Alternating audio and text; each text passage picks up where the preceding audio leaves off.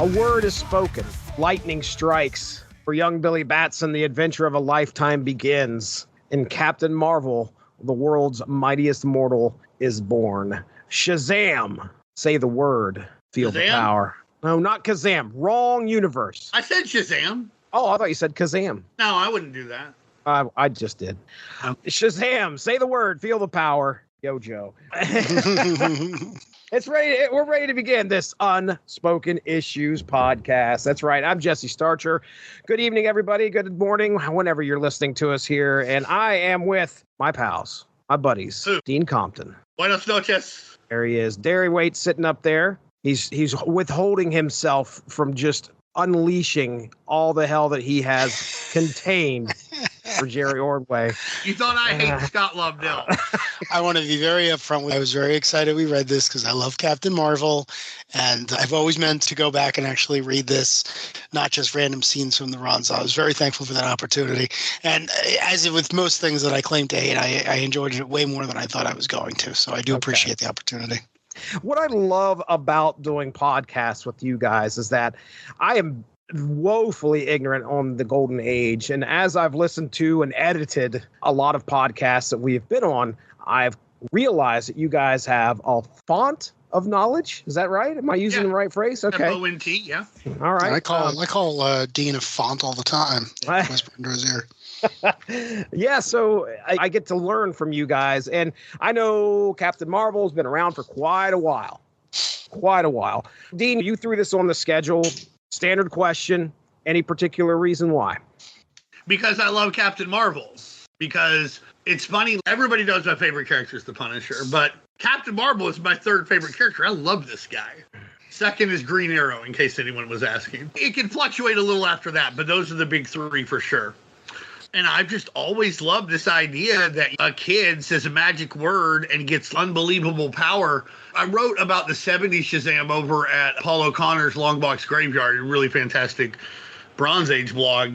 And in many ways, I like Captain Marvel for the same reasons I like the Punisher.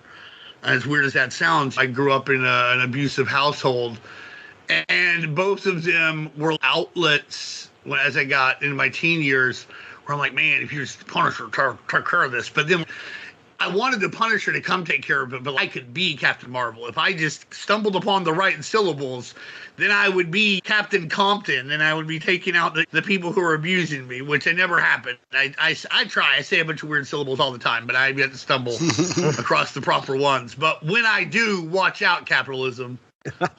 Look out. And so I'm just always this idea, and then you study the history of it, and you find out that Captain Marvel arguably was bigger than Superman. He was literally sold more copies than Superman at one time, was a part of the cultural lexicon. Barry and Mesh, Gomer Pyle uses Shazam as his catchphrase. The Beatles dropped Captain Marvel in a song. So they don't drop Superman in a song. They'll save that for Donovan. But the Beatles dropped Captain Marvel. So you learn more and more. And the more I learned, the more I loved the comic books themselves, the more I loved the history of it. And you cannot talk about the history of comic books without always coming back to Captain Marvel. I think that it's a shame that DC has rarely ever gotten it, quote unquote, right. I think they're doing a really good job right now with Mark Waid's Shazam title. And I think that another time they really got it right was when Jerry Ordway was at the reins of the 1990s. He painted and wrote this one, and later on he'll write and paint covers for the ongoing. And I think he pencils some issues too. But they got it right in the 90s. I feel like he found his own place. He and his surrounding Mary Marvel, Captain Marvel Jr., Savannah, they finally had their own niche and really didn't for a long time since then. And it was really great to go back and read this and see how that all got started for Billy Batson in the 90s. Not to say he never did anything in the 90s prior. He was part of the Eclipso crossover and guest starred some, but here's where it really takes off for him, I think. I like Superhero High, too. I don't know if anybody remembers this cartoon. No. But it was a cartoon around 81 or 82. And it had the Shazam family as part of it. Superhero High was there was these knockoff super teen looking guy. And then Captain Marvel and the Marvel family had their own part. And I remember liking that a lot, too. Wow. I had no idea that existed, dude. I know. That's what I do. Yeah. What I do. You want history and you want facts? I'm here. And Here whether he we're is. talking about the history of Captain Marvel or we talk about the history of British imperialism, which will come up in this thing, I'm ready for it. Oh, man. All right, Darry, follow that up. What's your experience with Captain Marvel? The first time I ever saw the character was in the aforementioned Mark Waid Kingdom Come miniseries, and I had no idea who he was, but I know he beat the hell out of Superman, and that's always a good way to get my attention. Over the years, I've become obsessed with him because he's published by DC, he's owned by DC, but he's not a DC character. As Dean mentioned, he was a competitor. He was from the world of Fawcett Comics. He started his career by beating the hell out of Superman. What I always tell people about him is he's Superman 2.0. He came out almost immediately after Superman. He's 100% an imitator. That's baked into the first issue, but he changes just enough where he didn't have to change again. You know, Superman's gone through a lot of evolution in his 85 years, some good, some bad. Still an incredibly popular character. Captain Marvel and many of his supporting characters, they came out the gate and they haven't had to change. They're like Bugs Bunny. They really are. I think he personified the entire genre in a lot of ways. And I always tell people, and I'm sure I stole this from someone much smarter than me, but he's the closest the Golden Age had to a Peter Parker Spider-Man. This idea where he's a little kid and a full-grown person at the same time. Peter puts on the mask and he's Spider-Man. All his problems go away. He's not a little kid. Doesn't have to worry about not having a driver's license. It's the same thing here. Billy's homeless. He's got nothing in the world, but he stays kind no matter what, and he's rewarded by God, basically, to protect his fellow man. And he's done that without fail for 84 years. So they both also were kids that were working for mass media in a way that they might not should have been at the age that they were. Right. You know, there's another parallel there. Yeah. His radio and Peter Parker takes pictures. It tracks. There's a ton of overlap. It's not a new story, but Captain Marvel was out of publication in the 60s when the Marvel age occurred. New fans wouldn't have been super familiar with him and Shazam and all the other ones. So who knows? I know Jack Kirby went on record numerous times as saying he loved Captain Marvel. He borrowed from him all the time. Early days, Captain America is a little scrawny kid who gets magic from an old wise man, and he turns into a perfect superhero. He doesn't necessarily turn back. Thor is the same way, right? Thor takes an action and a bolt of lightning turns him into a god. It's this idea because the God decreed it. Yeah, exactly. And everyone really goes hand in hand. Yeah, and everyone is very open with putting their spin on it. But when it comes back to Captain Marvel, his original creators were Bill Parker and C.C. Beck, but the guy most known for defining him is Otto Binder. And these guys were just good. They were masters of what they were doing. And Otto Binder will take a lot of these same concepts and then get them into Superman, having a family. He's going to bring Supergirl, which and you ask him about it, he's like, we had Mary Marvel and that was successful. So why not have Supergirl?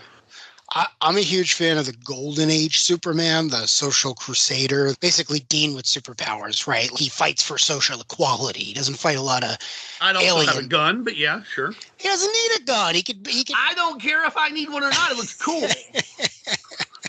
But my point is that one of the reasons he eventually becomes all-knowing and all-powerful and all good and all these other things is because in a lot of ways, once Captain Marvel is canceled for reasons we won't go into now, they see what ideas worked and they bring it over to the Man of Tomorrow, right? Dean mentioned Supergirl is pretty much Mary Marvel. Jimmy Olsen's pretty much Talkie Tawny, and it goes down the list. Lex Luthor from the Golden Age is a redheaded bootlegging gangster who sometimes invents things, and then suddenly he literally is just Dr. Sivana. It's a straight swipe. He was more mystical in the Golden Age too. He had that Power Stone or whatever it was. Yeah, he wasn't. He was not necessarily an evil scientist per se. No, and in all fairness to the late great Jerry Siegel, there was the character of the Ultra Humanite. I was about to mention the Ultra Humanite filled that role for Superman at the time. But you can even drill down deeper. I'm a huge Captain Marvel fan. How much of the Lieutenant Marvels is in the Legion of Superheroes? How much of Mr. Mind is in Brainiac? It's all here. The Captain Marvel had one of the first big crossovers, the Monster Society. 25-parter Monster Society of Evil story that was not rivaled in the Golden Age as far as complexity. No, wow. And it ends with, the Monster Society of Evil just straight up includes Hitler and the Emperor of Japan and Mussolini and whoever we were fighting in real life. Yeah, Tojo and Sivana and Dr. Sivana. Yeah. What's the guy's name? Eyeback and Sabak and Mr. Adam and all these great villains that they would come up for him. It was good stuff. Captain Marvel's one of my favorite characters. He continues to be that way today, and I love him. The movie, too. I think I'm the only person that routinely says that the Shazam movie starring Zachary Levi is my favorite CEU film. I really do love it. The first one's fine. The second one's not very good. Well, the second one just doesn't have a good antagonist. It blows my mind, first of all. There are 3 Shazam films. That's insane to me. And the second, the Black Adam film doesn't feature the characters of Captain Marvel or Shazam. And the second one doesn't The Rock have Adam. Like, I don't understand why that. Because The Rock. It's crazy. That's the answer. Because he thought Captain Marvel was too silly for him to mess with. I don't understand why there just wasn't a movie. And again, give The Rock top billing. Superhero movies always used to give the antagonist top billing. They're the more important aspect of the story, right? Jack Nicholson, Gene Hackman, all these guys. It's like, give The Rock top billing if that's what he wants. But Zachary Levi doesn't care. And then it's at least let them fight. That's the point. The villains in the second one are, so boring. As far as myself and Captain Marvel, it's very sparse. I think you mentioned, oh my goodness, the Alex Ross thing. Kingdom Come. Thank you. My goodness. I don't know why I blanked on that. I clearly recall reading that and going, oh, yeah, this guy is something that's not to be messed with. But I didn't really read a whole lot of DC in the 90s either. And I remember seeing ads, or at least the Power of Shazam, sitting on the shelves. But I wasn't invested in the character enough to go and pick up any issues. So, yeah, this is the first time I've ever read The Power of Shazam. I didn't know what we were getting here. And Dean, did you touch on why Ordway is doing this origin? We're coming out. Lay it out there for me. Why did Ordway feel, okay, hey, I've got to bring this character and give an origin, somewhat of an origin here? That's a pretty good question. They did the reboot in '87 that Roy Thomas and I want to say Tom Mandrake were the primary creative drivers of. And it was well received and people liked it, but then it just kind of languished. And then they put him in Justice League. And then again, he's just pretty much guest starring. So I think that, because when does this drop? 1990. I think it's 5. I want to say 5, maybe 4. There's a hardcover that comes out first, and then there's a softcover reprint. I want to say the date is January 11th, 1994. So 94, yeah. Okay. So I guess between the 7 years between that miniseries, they needed to get the character reimplanted in the universe. And I know part of it was not just, we need a good origin for him or whatever, but how the fuck does this work? We already have Superman. We have Gotham City. We have this. You had to, I think it was a concerted effort on Jerry Ordway's part to not just reboot and revitalize the character and reintroduce him on a slightly grander stage, but also to fit him into the DC universe in surroundings that would reflect the character more than just slapping him in somewhere. Before we came on, Darry was saying that this is kind of ultimate Captain Marvel. And I can see that. To me, when I look at it, as weird as this sounds, it's the Shazam Adventures. They were able to take that animated feel to an extent and plop it into the DC universe and make Fawcett City obviously none of the DC universe is real, but you couldn't take the animated Gotham and put it into the DC universe as it existed in '94 and it felt it belonged. But somehow this was a Captain Marvel cartoon that they put into the DC universe and it would belong in a greater sense. And I think that is why Jerry Ordway was going for it. I think that's what the higher ups wanted. Okay. All right. That makes sense. Yeah, this is early '94. I'm certain that, just like I said, Captain Marvel, Shazam is not registering on my radar, and it's probably a situation, just like I said, the higher ups, or maybe we could try and get some eyes on this, and giving Ordway the opportunity to. You got to consider at one point he sold almost 2 million copies a month. And I know that would have been approximately 40 years before this, but there had to be some juice left in this if they could just figure out the right way to squeeze it. Right. Yeah, but there's one thing, I agree with you guys, but there's also one big thing that is his biggest stumbling block, which is he missed the Silver Age, right? He missed it. It's true. Every other character that was in the Golden Age and is still in publication was able to get some reboot, some more energy, some more oil for the wheels. He missed that. When he returns in the 70s in the thing you're talking about, Roy the Boy has this great idea that no one's ever done before of just saying, well, he skipped all that. Right, they put, suspendium or whatever. Oh, God. Well, no, that's the 72 stuff. That's not him. Roy Thomas did something different. I don't remember. All right. That's what I was going to say. It's part of the problem, too, though, is when he appears, when they license him, because DC doesn't buy Captain Marvel and that whole gang for a while. They license him until around 81 or 82 before they finally outright buy them from Fawcett. It's hokey. In the article I wrote for Long Walk's Graveyard, I mentioned that I decided to kind of immerse myself in it, right? And I'm going to listen to while I read this and write this, I'm going to listen to some of the top albums from that year. And the top album of that year was Pink Floyd's Dark Side of the Moon. And in this fucking reboot, he's in Suspendium, and they're Sunny Sunshine, the world's nicest kid. And they don't even really, they just kind of lay it out there. Even C.C. Beck draws it, and it looks great. And I think he should have drawn it no matter what. But there's almost no updating. There's no refurbishing at that time. And you're right. I think that did hurt him. When he did finally show up, it was whatever. And when he does finally hit a cultural touchstone, it has nothing to do with that comic, which would have been canceled, except Filmation licensed it for TV, and in the mid-'70s, that was a hit.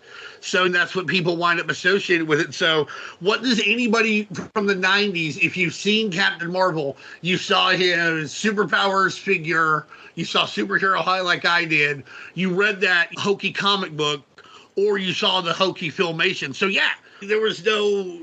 You're right. He's hit this whole era where everybody else, if they weren't created then, they got a tune-up, and he didn't. Yeah. Yeah, and the result is most people just think of him as this weird, out of touch. Not only is he a little kid, but he's a little kid who sounds like one of the little rascals or something. He gets frozen. And the problem is that every time they try to bring him back, they always focus on the weird things. But one of the things about the movie is I feel the movie shares a lot of DNA with what we read tonight, kind of focused on the things that are important. It's like, what's really important about this? He's an orphan, and he's been chosen because he didn't let that ruin himself. And the power's basically unlimited. It's like he can do whatever the story calls for. There's a story, he turns the planet spinning in the other direction to win a bet with someone. He's as powerful in Wiz Comics #2 as Superman is ever going to get. But he uses it the way a little kid would, which is what Dean mentioned before. So this is interesting. And the reason I said it was very similar to Ultimate is he tries to mature it a little bit. There's no sex, there's no violence, but there's definitely the indication that this version of Captain Marvel lives in a world that has consequences. And one of the things that I really admire about it, and it's very much a product of its times, but even then it's set in the 40s. It's got all this retrofuturism to it. It still feels something that wouldn't have been current. I always go back to, I really do think if someone handed me this when it came out, when I was a little kid, obsessed with the image and everything, I'd be like, what is this? And then sitting here 30 years later, I can easily say he's one of my favorite characters. Mm. Another interesting thing about it, I've been doing this press thing. There was a lot of hype for this. Really? So Wizard 23, there was a big article about Captain Marvel. A 6-page, what happened to him, the lawsuits between DC and Fawcett, where he went, the licensing, etc. And then it mentioned that the graphic novel was coming out. In Wizard 29, there's a little sidebar about it. And in Wizard 30, there's a sidebar about it and another article about it. Hero Illustrated #2 had a sidebar about it that said, hey, it's coming, don't worry. And then in #8, it put it #3 on the hot books for the month. And that's interesting, the fandom for this period of time when Captain Marvel was, you knew he was there, but he wasn't part of it. People were kind of clamoring for it. If you go back to the 60s, the APAs and the alter egos and the fanzines, they wanted Captain Marvel too. If you read All in Color for a Dime, it reprints Captain Marvel. We want Captain Marvel back. We want Captain Marvel back. And it's interesting. I think there is an intrinsic and inherent desire among the vast supermajority of superhero fans to get this fantasy where the kid gets the powers, but he's still nice. And that's why the Jeff Johns shit didn't work, because nobody wants to read Billy Batson and be a little shit. Who gives a crap? I don't want that. I don't. I can read about the real world about lots of little shits who get whatever they want, okay? That's fine. What I want is someone to be rewarded for going through the pains of being pure at heart. Well said. I want to ask you guys, see if you can guess. Okay. Jerry Ordway. So this is January 94. This drops. You guys want to take a guess at what Ordway was penciling? I think that's his last issue of Adventures of Superman. Okay. Around that time, Adventures of Superman 500 or whatever drops around the same time, or he's coming off Superman. April of '93 is Superman number 500. That's one of his last issues of Superman. What's he go to right after? So Wildstar's probably what he was working on about this time. Yes, indeed. It's Wildstar, Sky Zero, and so he's penciling that, and he inks Phantom Force number 1. Nice. Oh, okay. Yeah. All right. And then Power of Shazam hardcover hits. So now, apparently, he'd been working on this Power of Shazam graphic novel for a long time, because most of these articles are like, we've been hearing about it. It's coming. Wow. I mean? Well, and there's a lot of respect for Ordway and what he's done in the business, what he's done with Jerry. Well, I was going to work my way there. Hey, let's talk about the story here. I've got the synopsis ready.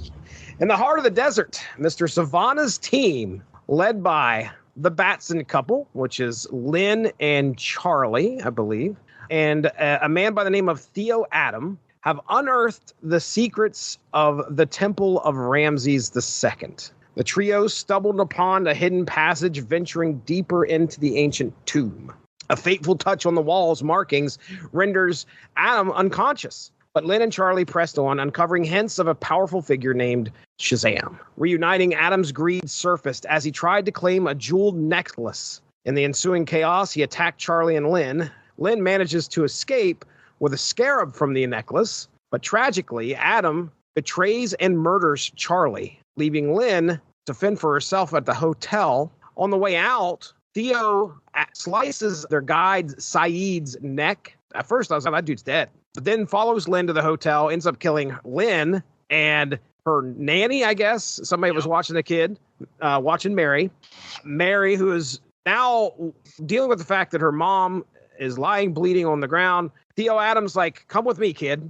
And that's kind of where we end that. Now in Fawcett City, young Billy Batson's life takes a turn when a mysterious man leads him to an enchanted subway. There, Billy meets the wizard Shazam, who bestows upon him the power to transform into Captain Marvel. Confused and angry, Billy at first struggles to accept his new role, even resorting to violence. Hey, I don't want this. The wizard reveals some interesting facts, though, to Billy about his parents' murder, which fuels Billy's inner turmoil, but he soon realizes that he now has the powers to go and find the person that did it. Meanwhile, Mr. Savannah's dark schemes continue. Egyptian authorities with the barely surviving Saeed show up at his door and identifying that, hey, two of your employees are now dead. Both of them appear to be murdered, and we're looking for Theo Adam. Where's he at? He's the prime suspect in this murder. Savannah kind of plays it off. They leave, but he goes downstairs, and sure enough, he's hiding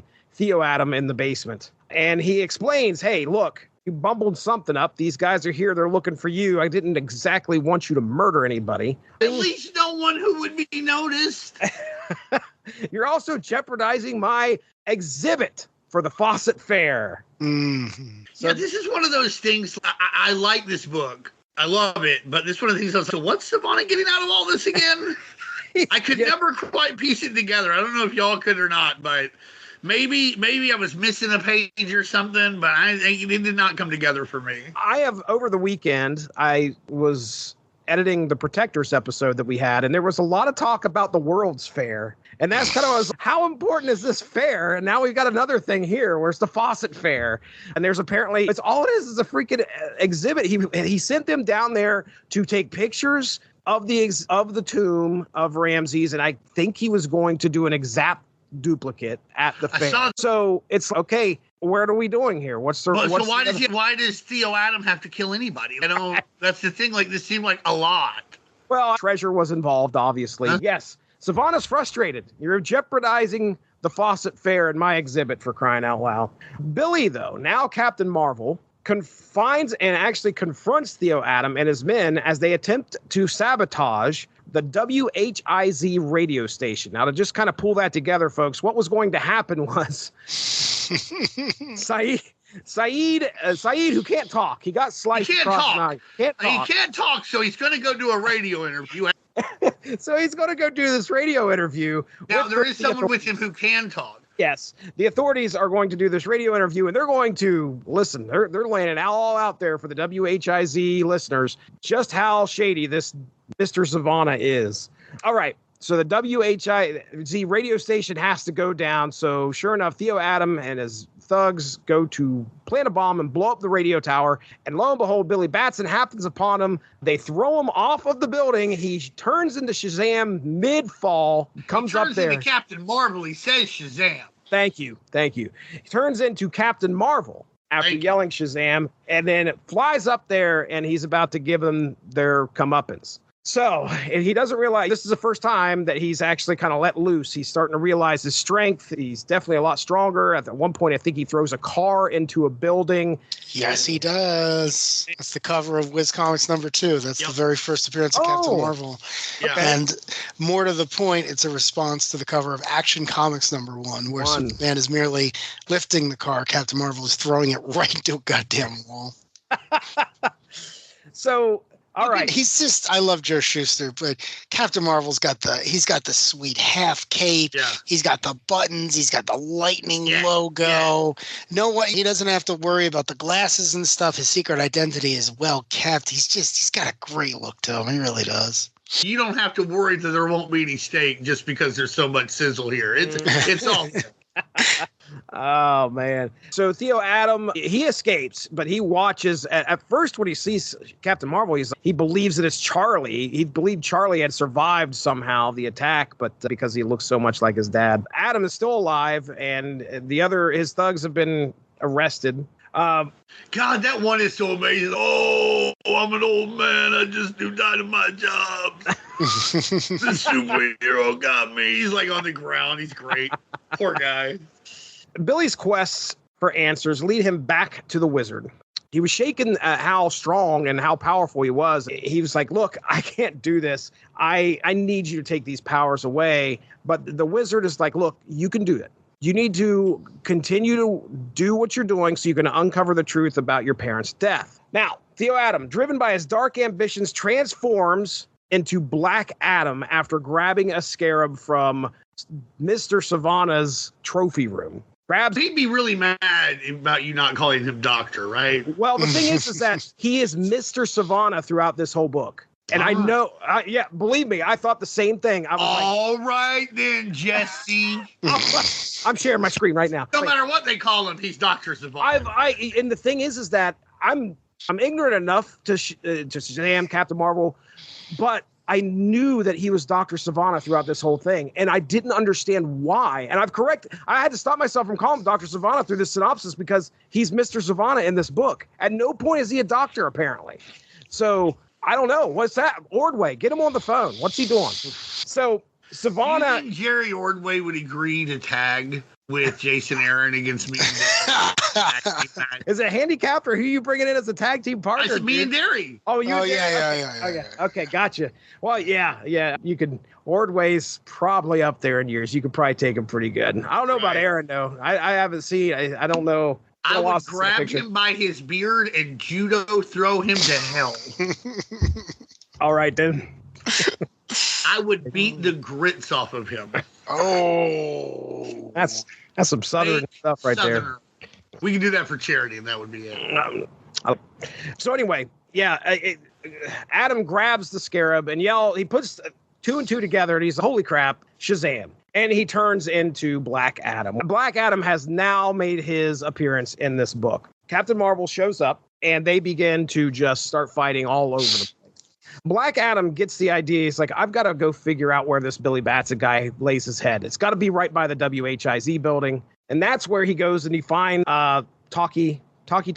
And he finds, poor Billy Batson, by the way, who is a homeless kid, got threw out by his uncle. But anyway, this is what Black Adam does. He goes, he finds where Billy Batson has laid his head, finds his stuff, starts going through it. And then I think that's where we start to get the battle. Because sure enough, Captain Marvel shows up and they start fighting. And they fight and they fight and they fight. People are going through buildings. One girl is trying to get, I don't know, some kind of racy cover shoot. And here's that they stumble upon Betty Page. Yeah, that's Betty Page. Okay. All right. All right, so photo shoot there. They're flying all over the city. They're fighting. And sure enough, where do they end up? They end up at the site of the fair, the Fawcett City Fair.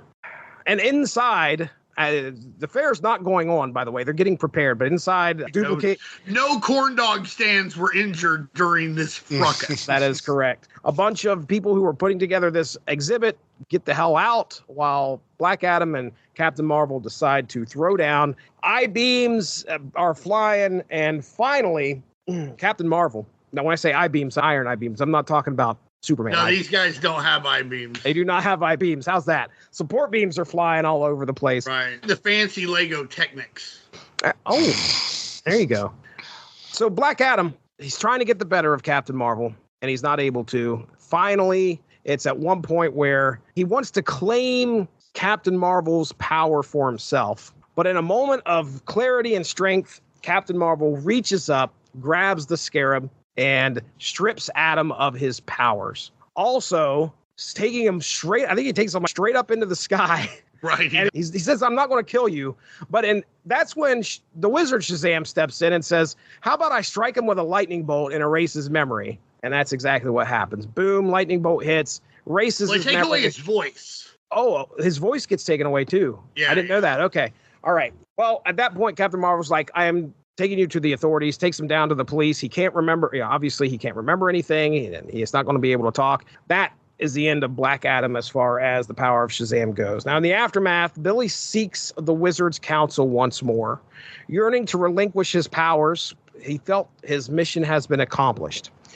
There sits the mysterious person that guided him to the subway in the first place, and it is revealed that that is actually the ghost of Billy's father, Charlie Batson. C.C. Batson. Mm-hmm.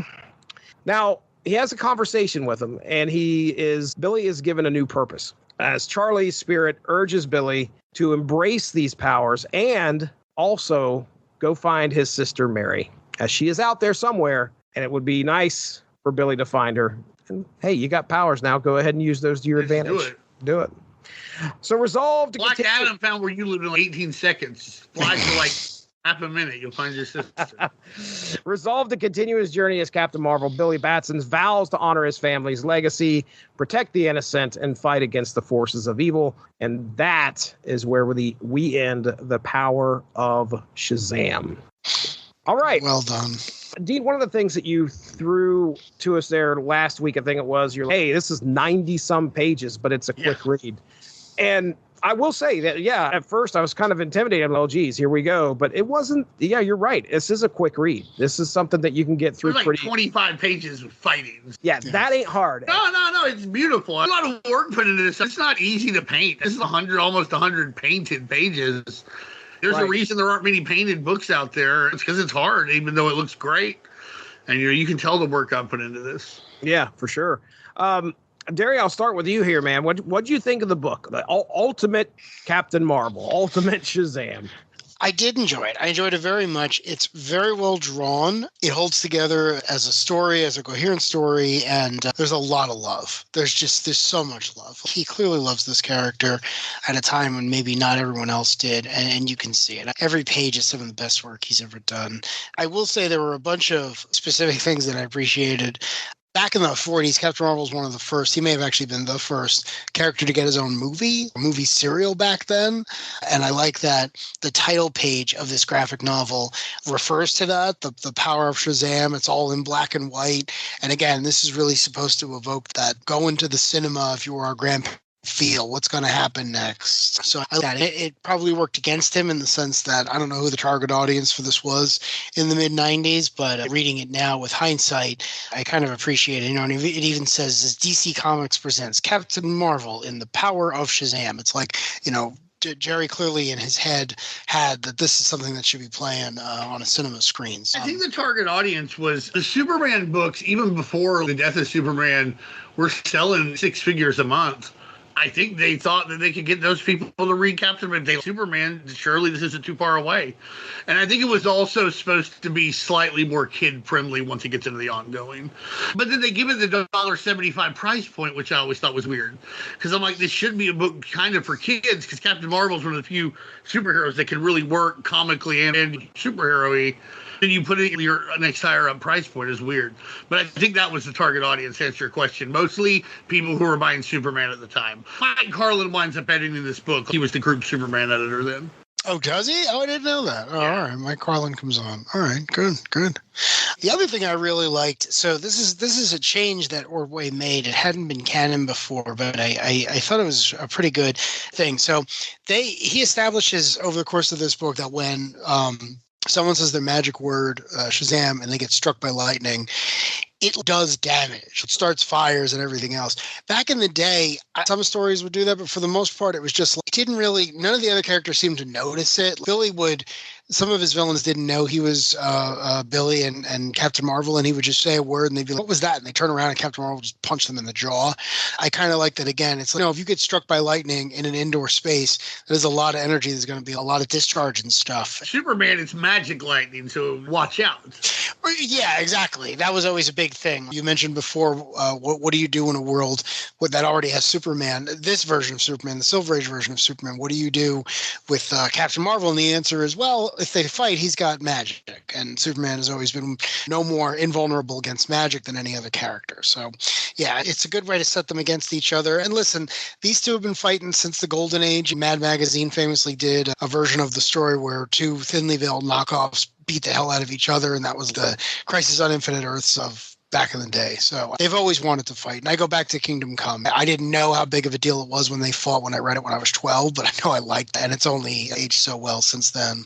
But what I was going to say is going along with this idea that the powers now have consequences. He's not just like Bugs Bunny. He is responsible for the wizard's death. And I thought that was really interesting because that's not the way it had been before. Jerry goes out of his way to give Billy kind of an original sin when they're meeting for the first time. He has a tantrum as a little kid would, and it results in the old man passing away, as opposed to in the Golden Age where it's more of a preordained thing. A rock falls on him, but he knows it's coming. It's kind of accepting his fate. So I thought that was... slashes it, right? Yeah. And again, he doesn't do it intentionally. He doesn't murder the guy. He acts out. He's overwhelmed. So I thought that was a good just character evolution. And this whole thing is filled with death and murder and all this stuff you didn't really have back in the day. Not that the old stuff wasn't violent, but again, it's cartoonish. The other thing that I really liked, the thing with Sivana, you guys mentioned this before, that he's like Mr. Sivana. You can't really figure out what he wants from this thing. He already seems to be a wealthy industrialist. Back in the day, he was just a scientist, and he could do whatever he wanted. One story would open with him having built a spaceship, and he goes to another planet, he conquers the other planet, and he brings the newly found armada to Earth, and Captain Marvel just beats the crap out of him for the last couple of pages. He wasn't a business tycoon because he didn't value money or anything. He was the smartest person in the world by far, by leaps and bounds. He could build whatever he wanted. He just wanted to be evil. And he knew Billy was Shazam. That's established early on. He never really cares. He doesn't think anything about trying to murder a child. What I liked here is at the end of this, he's drawn as the most cartoonishly homeless person of all time. Like he's sitting in the alley behind Wiz, and he's staring at Captain Marvel, and it's, oh, now I really hate you. And I haven't read the ongoing. I know Dean has, but I have to assume that this opens with him being like, I'm going to get my revenge on the big red cheese, right, and everything else. And I just thought that was so funny because the original Sivana could get away with anything, and this one's like, oh man, my World's Fair exhibit got wrecked, and now I'm homeless, and now the world's gonna pay. The other thing that threw me for a loop is this characterization of Theo with murdering the parents and all this other stuff. This is all brand new, which isn't bad. Like, I like when writers add new things.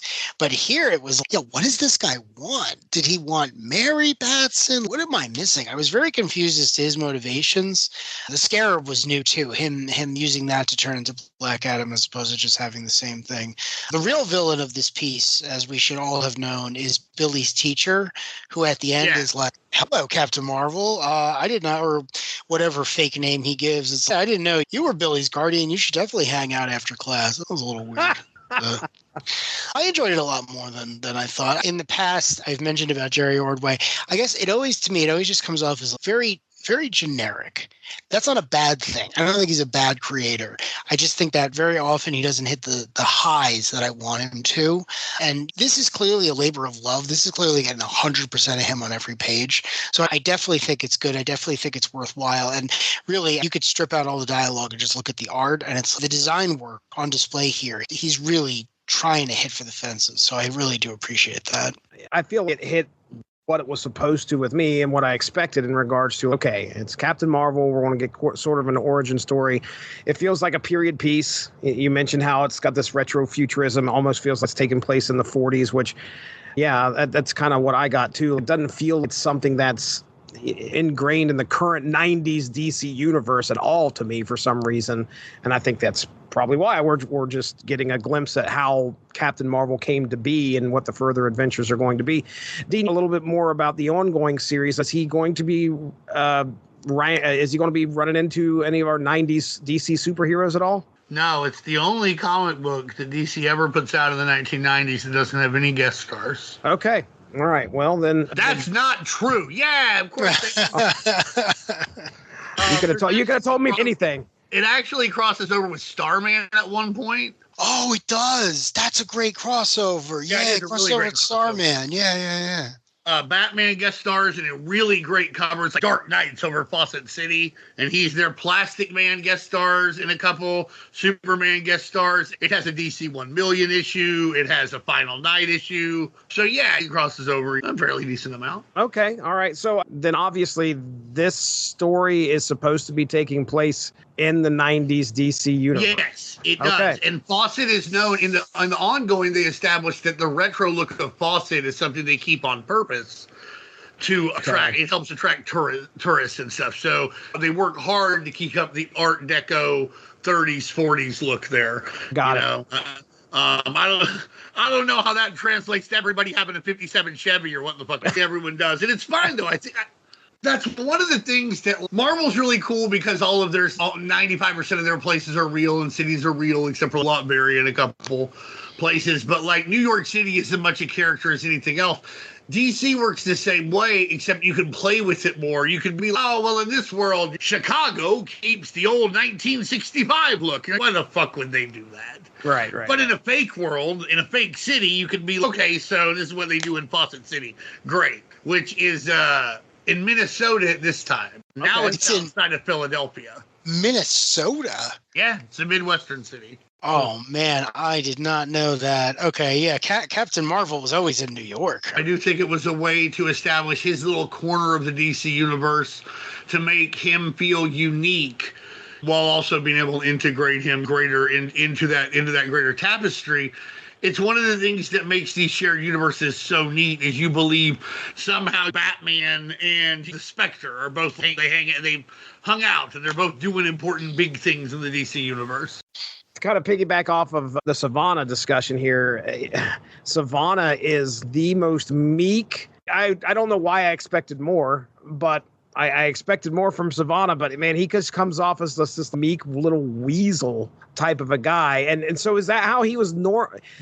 Darry, you just went off talking about how he was a scientist, this big scientist. Did he always? Yeah, he's always weak and Weasley, man. Okay. He's physically weak, right? So the whole point of the character is that he's physically weak. He cannot beat Captain Marvel. He cannot, but he's not trying. He's an old man to balance out Billy's youth. And he's miserable, but he's not unaccomplished. He has 4 grown kids. Yeah. He's not one of these people who hates the world because it rejected him or anything. He knows he's the smartest person who's ever lived. And he's meek and he's ugly and he's got a dumb name and everything else. But he doesn't care because anything he thinks to create, he's looking for a reason. And then when Captain Marvel shows up and is just trying to be good to everyone, he suddenly has this reason. He's, I'm going to beat this guy. Again, the Lex Superman dynamic will eventually evolve into, where it's, I can do anything. What do I want to do? I want to kill him. Why? Because if I had that power, I would not be nice to everyone. It's the same thing. Savannah can do everything except duplicate the power because the power is magic. He doesn't understand magic in most stories. So it's a little different here where he's he's more passive, right? He's physically at the whims of Theo. He doesn't have anything else. He can't just build a super weapon or a spaceship or a atom bomb, whatever he needs to deal with him. He doesn't know that Billy and Captain Marvel are the same. So it's a very different dynamic. And in a lot of ways, he's not really Savannah, not in any of the ways that matter. But also, that's not really Black Adam. Black Adam's whole thing in the original story was that he was created to be a big event character. Oh, the whole Marvel family was going to get together, and Bender wanted to give them a foe that would really, they might lose against. So he created an evil version of one of them, and that was the Black Adam. But he only had one appearance in the Golden Age. DC's made him a recurring villain, and this idea that he would have a connection to Billy and a normal life to go back to, that's all added. Originally, he was just this, the captain of ancient Egypt, banished to the forest stars, having returned and just hating the wizard, hating this whole thing, and arriving on Earth to see that the wizard was like, well, last time I gave the power to an adult, and you turned out to be a scumbag and a fascist. This time I'm going to give it to a kid. He seems to be pretty good. He's saving with a bunch of other kids. I think they're going to outsmart you. And spoilers for a comic that came out 100 years ago, they do. So it's very different. But again, it's not bad, because here you get to really have the Peter Parker dynamic of, okay, Billy, Captain Marvel might save the day. Billy's definitely going to suffer because his parents have already died. Everyone else seems to be against him, and the villains are coming for him personally. This is a world with real stakes. Back in the day, any random issue of Wiz Comics would show Billy homeless or whatever else, but he was never in any real danger. Here, I get the feeling, oh yeah, he's not going to have a great time of it in the ongoing. Yeah, the old one, and he does get this into the ongoing too, but it's harder. But the old one, he just winds up this kid reporter that everyone loves. Yeah, he's got a secretary and an office, and people are making appointments with him. It's great because it's dumb, but at the same time, it's if he could fly to the sun and back in the span of a day. So it's the other side of the fantasy. Yeah. Because now you can turn into this adult who can do anything, but you also still get to be a kid who has the power of an adult in a different way. There's a great fan theory that I read. I don't know who originated it. It's something along the lines of there are a lot of Golden Age Captain Marvel stories that you can read where you can assume Captain Marvel isn't real. That Billy is just, he lived on the street too long and he had a break with reality, and he's imagining a strong man who looks like him dressed as Superman. Because they establish in Wiz Comics #2, Superman is fictional in this world. Right. When the wizard says to him, hey, design what would you look like with that power? He's thinking of Superman, which is why the costume is so similar. And then later on, when he meets Captain Marvel Jr., he's actually a news agent. He's selling comic books. They're comic book nerds. That was established back in the Golden Age. If Spy Smashers exploits hadn't been top secret, that might be what he looked like. Exactly. If he had known about Bullet Man at the time, Captain Marvel might have a freaking bullet head. Yeah. And you know what? He could join Cyberforce. Because he would have this bullet on his head, right? That would make him cybernetic. And let me tell you something, Jesse. I know you love those guys. Captain Marvel would beat them 6 times every day, 5 times on Sunday. He would throw Impact into the sun. I think he and Velocity would get along very well. I think the speed of Mercury and Velocity, they'd get along. Oh, yeah. He'd get along with the little robot kid, too. Timmy? Yeah. Darry, you were working your way with how I think we were working on the fantasy, and we were talking about how Captain Marvel is maybe a figment of his imagination. Oh, yeah. So there's a fan theory that, at least in some of those early stories, Captain Marvel's not even there. The whole idea is that the story works the same way if you just assume Billy's saved, but the idea is that this kid has such a terrible life that he's imagining someone, like Dean was saying earlier, you want to imagine someone who can save you from this stuff. And that's what Captain Marvel is, right? He's this ultimate, not really a power fantasy, because again, the power, he can just do whatever he needs to do. He's as strong as he needs to be. He's as fast as he needs to be. He's as smart as he needs to be. It's this idea that Billy hasn't had the best life. He doesn't have an Uncle Ben, an Aunt May, a John and Martha, even an Alfred. The superpowers give him a great, big, huge family, and even more in the modern era where he's got a bunch of adopted siblings. He doesn't even have a Professor X to just fuck with him, but at least give him a house. They established pretty quickly that everyone's going to be really nice to him. Like the guy who owns Wiz Sterling Morris gives him a job and everything. There aren't tons of stories in the Golden Age where this kid is scrounging for food or anything, but the whole idea is that he does not have a good life. So when the wizard offers him this power, it's what are you going to do with it? Are you going to treat the world the way it treated you? It's no, I'm going to try to help as many people as I can, and hopefully that'll make my life better. And spoilers, it does. But it's very much driven from this point. You're beaten down, you've lost your parents, you've lost everything else, but it didn't break who you were. And as a result, in the world you live in, you're going to be rewarded with the power to make sure that you help as many other people as you can, which is something I love. It's very much a myth out of the Depression, too. Homeless kid has nothing, has to keep their chin up, and hopefully eventually a better day comes. And it does. And that's something that I think a lot of people, even when this debuted, were still hoping would come. They were still hoping for that day, despite the New Deal and everything. And, of course, the Second World War right around the corner, too. So that'll take the myth in slightly different directions. But it was all about promulgating hope. And that in order to survive the Depression, there had to be a lot of hope. Just around the corner, we need a lot of hope to survive the Second World War.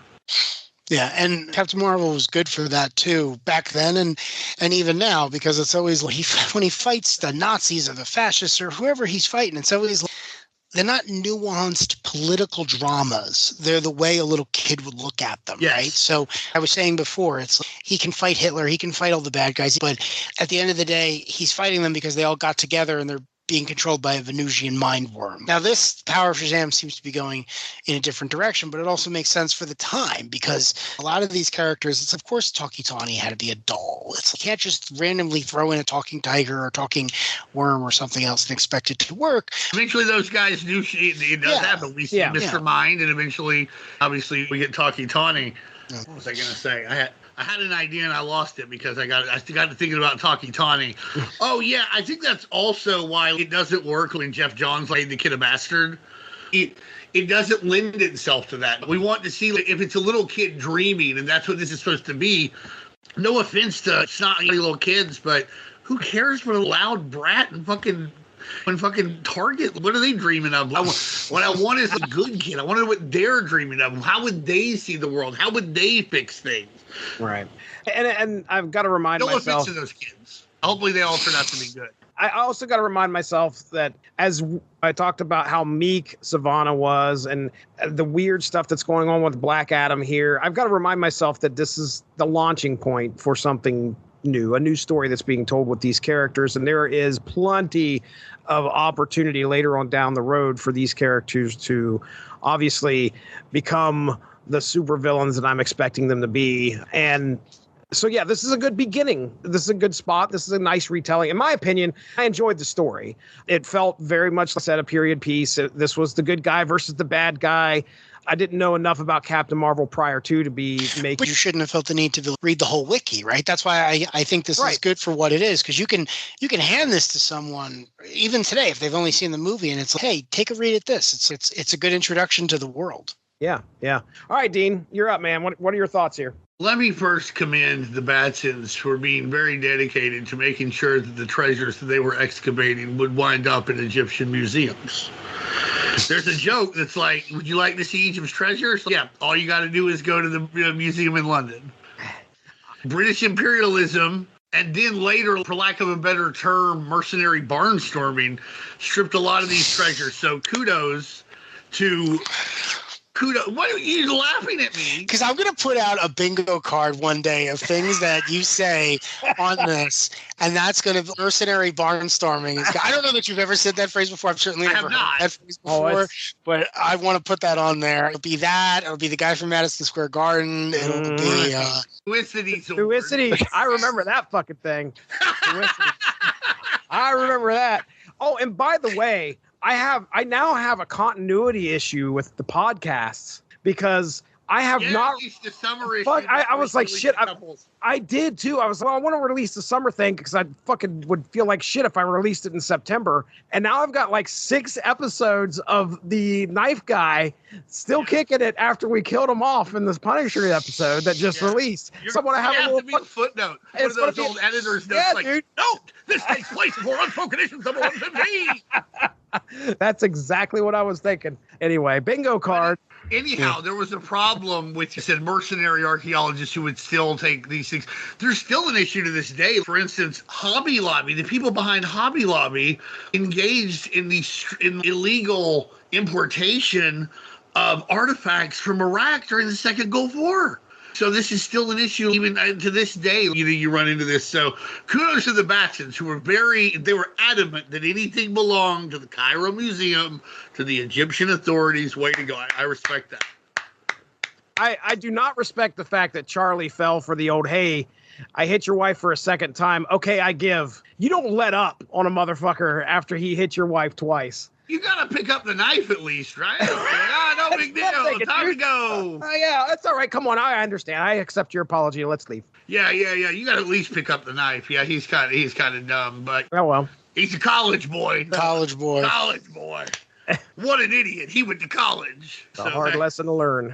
The whole thing, I think there are a couple of parts, like I said, that I don't know quite come together. Why is Savannah homeless at the end? I read the ongoing about 4 years ago. And I don't remember how it starts. I don't think he's homeless to begin, though. I had your voice in my head as I was reading that, because all I could think of was how difficult it is to really make a person who's that wealthy that poor. That would be the portion of the story that was more unbelievable than the guy who could fly and punch the moon out of his orbit. It's so here's how apartment caught on fire. Now he's broke. Like, what? Yeah, I don't care if he ruined the World's Fair. He's got a lot more levels to fall than any other character before he's sleeping in the alley behind. That all seemed like a scam. So now he just gets the money, right? It's the guy who bought the fucking Islanders when he didn't really have the money, but he was trying to sell naming rights to the Nassau Coliseum. And if he had just sold those, he could have used that money to pay the money that he didn't have to keep it going. He's 3 weeks away from it. I feel like that's what would have happened here. It's, oh no, they destroyed the World's Fair. I guess I'll have to claim the insurance money now. I feel like that's what was going on. The fight scenes are all great. Really sticking with the whole retro feel of Fawcett City all the way through, to the point where radio seems to be a huge deal. And even when there is a TV camera, even when there is a TV camera, it's like this old-timey TV camera, what you would see on the Billy Joel video, the big CBS camera. So I really appreciate the dedication to making you understand that Fawcett City is vintage, but not backwards, if that makes sense. Now I really like this idea, because this is another thing that was added when DC finally pulled the trigger and bought the damn thing. Fawcett had not been a going concern for a while at that point, and they were Fawcett City, because up until then it was just New York. It was, right. It was 100% Manhattan. So I kind of do like the idea that in the post-crisis world, to go back to Dean's point of how weird the DC universe is, Fawcett City is sitting in is that the Midwest? You said it was in Minnesota? Is that the Midwest? That would be the Midwest. Yes. So it's sitting in the Midwest, and it's just it's the way New York saw itself in the interwar period, and it's just this insane place. But the rest of the world is the 90s. Bill Clinton's in office. Everyone's trying to figure out how they can make money on the internet. The whole thing. I love this idea that if the other characters go there, it's just insane. I actually do think that this is touched on in the Starman crossover, because Opal City, which is the basis. I was about to say, they do the same thing with like Opal City, and Keystone and Central City start to have. And I really think, like I said, it's harder. Hub City as well. We don't talk about Hub City a whole lot, but what a cess fucking pool. That's the question. The question is from Hub City, which is kind of East St. Louis. Have you guys ever done the Denny O'Neil run? Yeah, it started in '89. We haven't done any of it yet, but I do like the DC, because of these fictional cities. They can become characters and add to characters. They can be part of the milieu in a way that perhaps it can be harder for them to do with a real city, because Marvel's just so good at making New York a character. Yeah. It's tough here, because the Marvels are always set in whatever period they're always set in the place outside of the window of Marvel's offices. The Marvel of today is the Marvel of today. It's where you're walking through. But that doesn't lend itself to there are buildings and there are other things that are really cool, but you couldn't pull off something like this. Whereas if you have your own enclave, you can really make it into a very interesting place. I do that. I don't think that was what he intended, but I do the idea of the mid-90s and people showing up at Fawcett and just being like, that's not how we do things here. We're special. We're a different place. And Billy having been raised there and kind of define who he is, it kind of explains everything else. I kind of like that. It's good. Yeah, I'm sure that you can get the internet in Fawcett City, but your modem probably looks like an old-timey microphone. Thrones. Right, It's we have an aesthetic. This is what we want to do, yeah. and it attracts people, and it's a way for us to compete because who the fuck wants to go to Minnesota unless you're looking to fish or the Metrodome's gone. So what else is it for? 10,000 lakes. 10,000 lakes. And it works too, right? Because you can almost picture them having some boom in the interwar. Right. Some multi-billionaire, Mr. Banjo, showed up.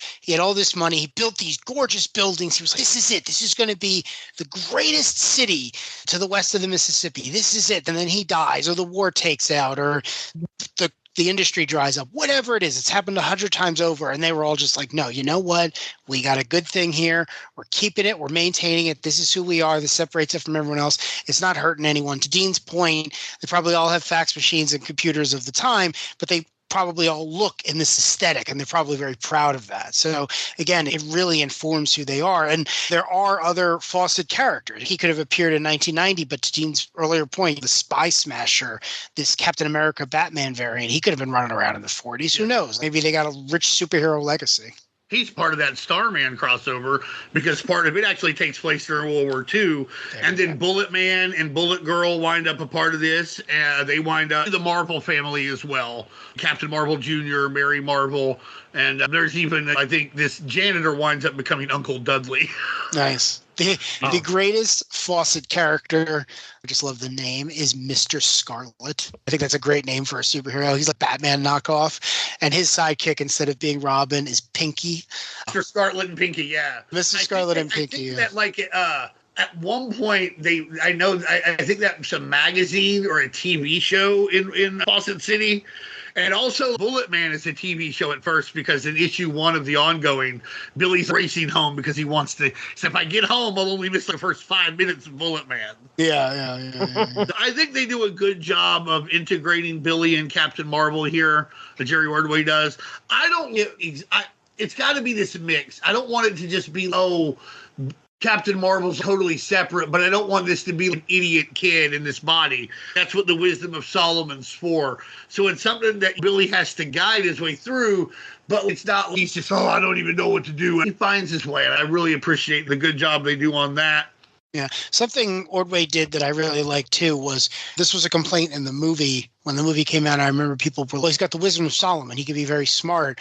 And it's kind of, but wisdom isn't, I know things. Wisdom is I experienced something and I knew I made a mistake and I'm not going to do that next time. So I do like the fact that he doesn't show up on day one and he has access to all the knowledge, but he can figure out as time goes on that if he takes him, and which is very difficult to do for me as an old man. I can't imagine how difficult it is for a little kid, right? To take a second and to say, wait a second, let me think through this, and then suddenly you have access to divine inspired wisdom, and it's I know how to solve this. I know how to save everyone. I know how to do everything.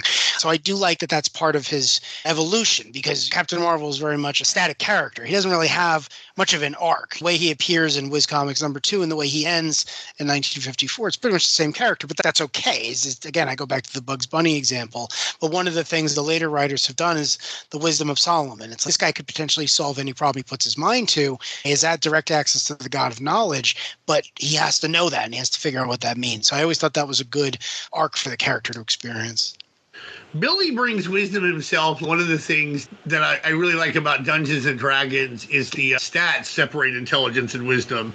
One of the things they say about wisdom, the wisdom is kind of comes from two places. Either it's because you do a lot of reading and introspection, commune with yourself, greater powers, nature, etc., or you're very street smart. You have experience in things, and it's hard to get one over on you, even though you don't have a lot of facts. You're savvy and cunning. And Billy, you see, brings that as Billy, whether he has the wisdom of Solomon or not, by evidence, by a couple moments in the fight, especially when he doesn't fall for the old Loki doke the way his dad did. Right. So I dig that a lot. This is definitely a book that if you had picked up the hardcover at the time, yeah, you'd have been chomping at the bit for the ongoing to come out. It's a really good lead into that. It's a really good way to establish Captain Marvel in the DC universe. More firmly, like I said, he was in there already, but they really were trying to just do a soft reboot. Right. Really give him his corner. And I think they do a really good job of that. You mentioned Jeff Johns before, and I will say I agree with you for the most part, but I did like the character on the Justice Society. I always thought that was a good... I'm talking about the New 52. The hooded Justice. But again, Justice Society. I love Captain Marvel and the Justice Society. He belongs there. He does not belong in the Justice League in my mind. Yeah. He's a guy. It's the Justice League Unlimited episode that he's on. He's too good. Superman can't keep up with this guy because he's too good. Everybody just likes him. I don't mean good like, he's better than they are, because he's not, and that infuriates Superman even more. He's just genuinely a nice guy who he wants to get along with everybody, so everybody gets along with him. And that's a little old-timey for the sometimes black ops clandestine have to do this behind the scenes. The Justice League pulls. The Justice Society is mythic, and they remind us of a time when even if everything wasn't great, we could all agree that these Nazis had to be stopped. And we can look at this as we can look at this generation, and we can look at those people and the heroes they produce as an example to follow in a way that I'm not saying you can't look at Superman, but it's just a little pure. So Captain Marvel should be there. And I like him in the Justice. When Jeff Johns does in the Justice Society, it's absolutely fine. It's only later when he gets rebooted and they make him into the 13-year-old juvenile delinquent who's in reform school and stuff. That's probably a nice character, but that's not Captain Marvel. Yeah. How great must it have been if you were an older fan going to the comic book store when that came out and being, what's Captain Marvel doing with the Justice Society? Because it's all Golden Age characters. Right. Suddenly canon that they're all, yeah. He also fits that role that every now and then the JSA and the JLA, they got a butt fucking heads. Yep. And historically, before Captain Marvel, it's always Starman that they pair off with Superman. And you're like, well, yeah. Right. Because generationally speaking, he's the Superman of the Golden Age. Right. Because the Public Crusader version was a member of the Justice Society, not a very active member. But he was. Since that version, they would pair him with Starman, and you're not buying that fight. You're not sorry. Starman is incredible, and it's an incredible story, an incredible character. But I'm gonna take the last set of Krypton over the gravity rod or the cosmic rod any day. Although Ted Knight, you got to be smart. If it absorbs solar radiation, figure out a way to get red sun radiation in it, right? Oh, there you go. Yeah, I absolutely think Starman under the right circumstances could take Superman out. But the other way they did that is, do you guys remember Iron Monroe? Yes. Oh, my God. Talk about terrible retcons. I think that's a good name. Very quickly, because I can feel people shutting the podcast off. Nobody shuts this thing off. Let me tell you. After they realized that there are real Justice Society of America stories from the Golden Age that featured Superman, Batman, and Wonder Woman, and then they wanted to reference those later, but then editorial had decided that Batman and Superman were always current. They came up with versions of those characters that would be of the Golden Age. So they came up with, instead of Superman, Iron is his first name and Monroe is his second name. He was a big, huge bruiser character who is actually based on one of the characters that Jerry Siegel based Superman on, who's in the public domain. The Batman knockoff or replacement or what have you was the Flying Fox, which I think is a type of bat, maybe the largest bat in the world.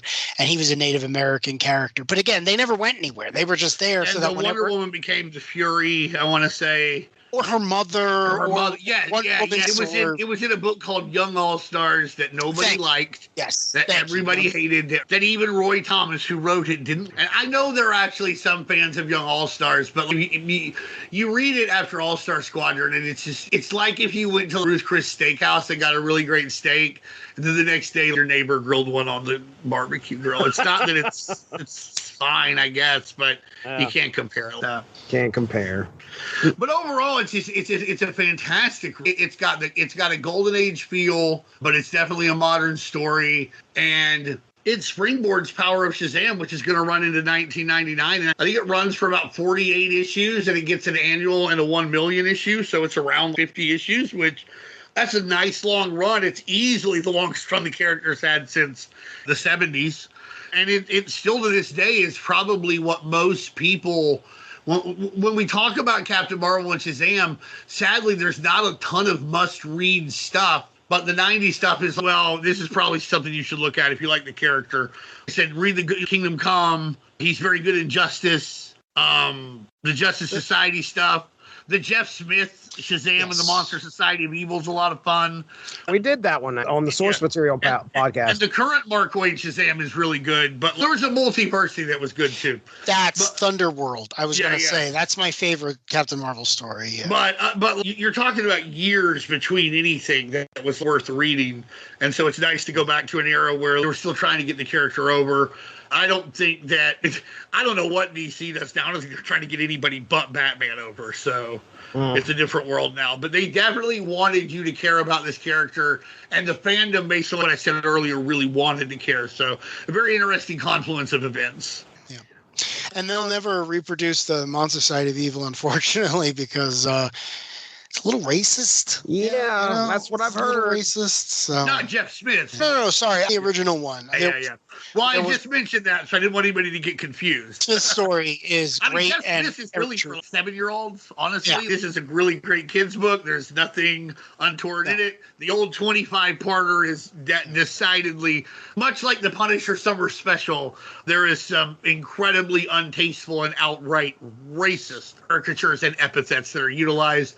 Unfortunately, I said the Justice Society putting Captain Marvel in it. It was our greatest generation, but it wasn't without its flaws. And one of it was incredible racism toward people that they deemed it was okay to be racist toward. And not just Japanese people there. There were race riots in Detroit because black people still weren't being treated well here. So that when we talk about that pristine era and how everything shines, don't forget that there ain't no dark till something shines. The brighter that shines, the more I can see the dark too. Jeff Smith's Shazam, the Monster Society of Evil, episode 216 of the Source Material Comics podcast. Me, Chris Armstrong. Good stuff. Yep, me, Chris Armstrong. It's one of those books that's obviously for 7-year-olds, but I enjoyed it when I read it at 25, and I enjoy it It's all now. ages, because it's good if you're older, it's good if you're younger, but all ages doesn't mean it speaks down to you. All ages means everyone could enjoy it, the primary demographic, you can tell he really wanted to do a really good kids book that everyone could enjoy, and that's the thing. If you're looking for a book to give a kid, it's got to be top 5 for me. If you have a 10-year-old or younger who wants to get into comic books, that's a really good one to hand them. And it's really good for boys or girls too, because Mary Marvel plays a very strong role in it. Mm-hmm. And Mary's great from day one. Mary, she had her own adventure. She had her own pantheon. Book. She was never just a sidekick or a partner. She was a hero in her own right. She had tons of adventures, and even today, she has her own. She very recently had her own ongoing. She was a great member of the Justice League for a time. So, the character was way ahead of his peers in many, many ways. I have episode 333 of the Source Material Comics podcast, where I did a solo shot on Superman versus Shazam from 1978. And I don't really remember much from it. King Kull was trying to get revenge on us human beings because our ancestors killed his Neanderthal ancestors. And the big surprise is that the Neanderthal were all genius. They could do anything. So he's a big beast man, but he's as smart as Mr. Fantastic or Dr. Doom. Again, this stuff was so imaginative in a lot of ways. Yeah. Yeah, the thing you were talking about, they never really, back in the day, talked down with Mary Marvel, and I think Jerry Ordway does a great job with this too, is it wasn't until really the advent of the code that the idea was that girls didn't read comics. Yeah. If you go back and read a lot of, even in the Silver Age, a lot of the house ads are like, hey, fellas, get your mom to give you a dime. But if you go to the Golden Age, it's all boys and girls. They really thought that. And then they also, that demographic would grow. One of the things we don't talk about the romance genre is pre-code. It was racy. And some really good stuff. But once the code came in, there were still romance comics. And while some of them were still good, especially the John Romita drawn stuff, and especially the 70s romance covers are just, real for DC. At the same time, the Harlequin romances and bodice rippers start to get more popular. So if you want to read something racy, you're 13, 14-year-old young lady and you're trying to grow up, well, this is just kid shit, and they keep reprinting the same stories anyway in the DC and Charlton romances with new fucking outfits. And so between all that, they lost the girls, and then they act girls in the comics. But Power of Shazam. Great graphic novel. Indeed. We got it done. Okay, we didn't get it done. Didn't get anything done. Nope, we had no idea what we just talked about. Okay, Jesse. Dean. How much would you pay for a Captain Marvel Cyber Force crossover? Would you pay $19.99 for a hardcover? Oh, for a hardcover? Yes, absolutely. 100%. I don't know what the plot would be. It'd just be Captain Marvel kicking the shit out of them. I already told you. No, they can't. Okay, 94 pages of Captain Marvel just owning Heatwave. I would probably have Dr. Sivana buy cyber data and go from there. It's a great idea. There is a lot of overlap here. I'm seeing it. I think reprogram Mr. Adam into a shock troop. Yeah, that's what I'm saying. He's got a lot of tech foes. Maybe you could tie Bullet Man into it, Bullet Man and Bullet Girl, and be like, oh yeah, they were blah, blah, because the whole thing is that he's an early Hank Pym. He makes his own superpowers in a lab, and then he gives them to his girlfriend. So yeah, he absolutely could have worked for Cyber Data. Tech or something. Yeah. No, I love making up crossovers. So that one's easier than it seems than it was on the surface. Oh, you could put Mr. Mind in a big old cyber suit. That'd be great. Oh, absolutely. Well, we all know that Deathmate was on the table at one point, and they almost said no because they were, we got to do this crossover with Captain Marvel and the rest of the game. Right, of course. Mark Silvestri was on the phone with Mike Carlin. Mike Carlin said, we signed the papers. No, it's not. Thundermate. No, I'm afraid not. Has another phone in his other hand. He's Deathmate's still on, right? Okay. Mike, I'll call you later. Damn it. What could have been? Jesse, what did you think? I hear a lot of people talking good about this book. They really, maybe, I don't know about this book. Maybe they're talking about the series itself. Just like I said, it had a long run. Obviously, there were some buyers out there or wouldn't have lasted as long as it did.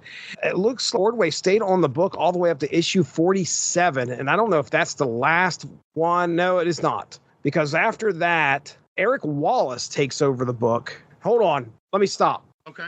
All right. Because 47 was the last issue. So it went to 47 issues total.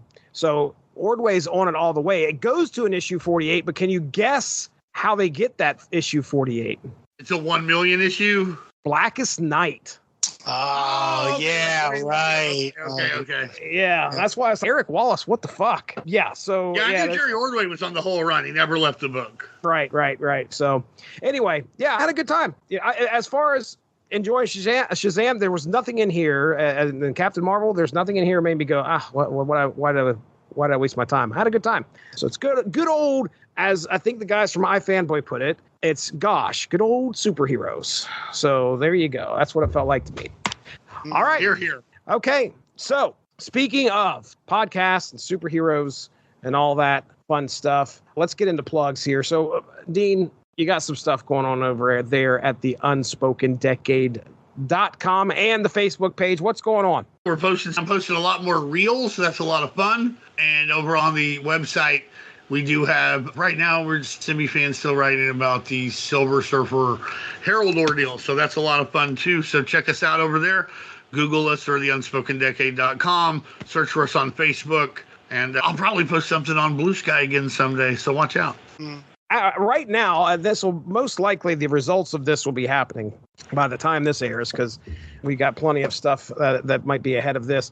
But there's a poll going on right now between where Evan Bevins said, hey, let's pit Mark Miller and Grant Morrison, a book that each of them did, one from DC and one from Marvel. So we chose Aztec the Ultimate Man, #1, up against Skrull Kill Crew, #1. And as of right now, I don't think much is going to change. There's 34 votes, and Aztec the Ultimate Man is running away with this thing with 80% of the vote.